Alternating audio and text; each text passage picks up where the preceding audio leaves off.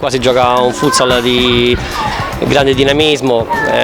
grande concentrazione, non è mai finita la partita né sul 3-1 né sul 4-0 né sul 5-3, per cui insomma sono tutte partite molto equilibrate,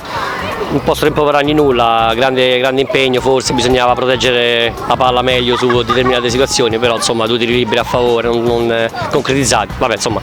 ci sta, forse il rimpianto più grosso non è tanto oggi quanto sabato scorso che non siamo scesi praticamente in campo. È stata una partita talmente intensa e faticosa che se avessi giocato io avrei faticato di meno, però è divertente, devo dire divertente. L'unica cosa che mi rammarico un po' è che nel secondo tempo si sono caricati un po' di falli evitabili, alcuni 2-3 in attacco sono quelli che fanno arrabbiare tutti i mister, e poi quindi la conseguenza è che abbiamo in una partita tutta pressione, quando ti carichi di falli poi dopo vai in affanno, e hanno battuto 2 libere,